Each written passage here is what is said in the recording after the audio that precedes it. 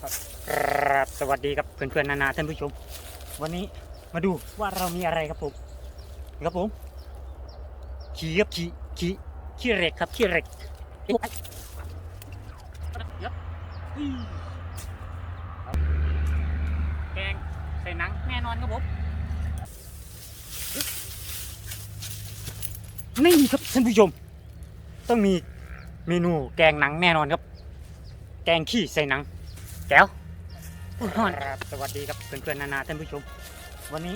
มาดูว่าเรามีอะไรครับผมขี้ครับขี้เหล็กครับขี้เหล็กเดี๋ยวผมจะไปขึ้นขี้เหล็กให้ดูครับผมไปเลย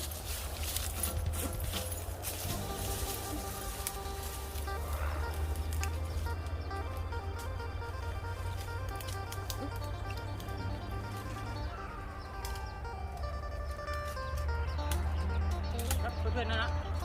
ยับเอาขี้เหล็กครับผม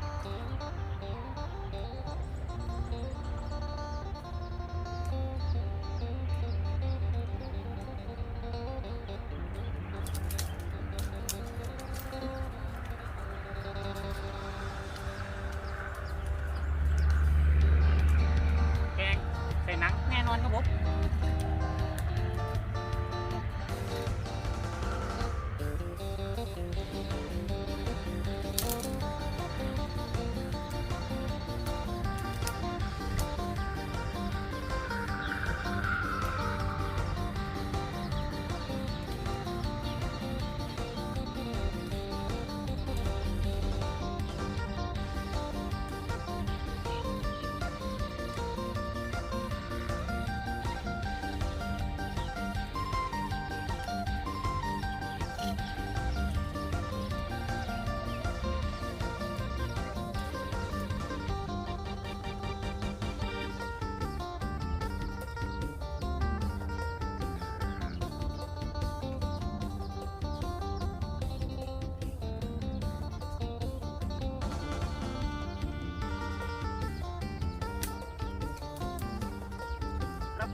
เล็กหรือว่าอุจจาระเล็กนั่นเอง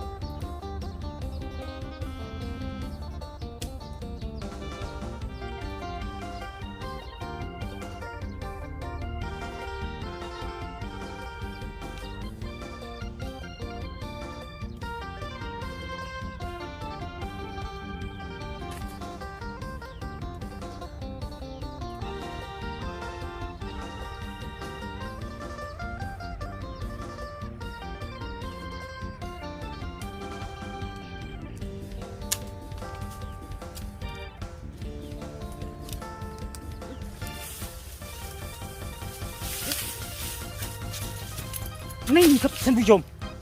ต้องมีเมนูแกงหนังแน่นอนครับแกงขี้ใส่หนังแก้วโอ้ยฮอน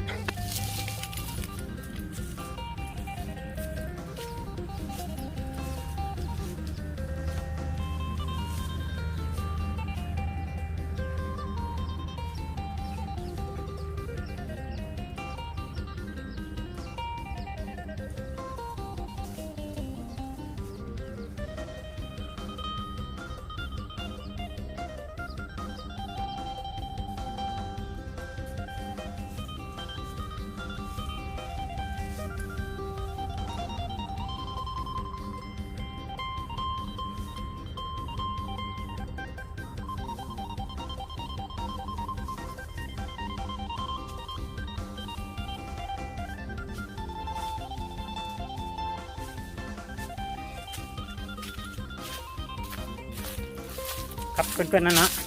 พ่อแม่พี่น้องได้หลายเติบแล้วครับข้างหลังมีอีกหลายเลยเดี๋ยวผมขอเก็บไปเรื่อยๆครับผมไปแกง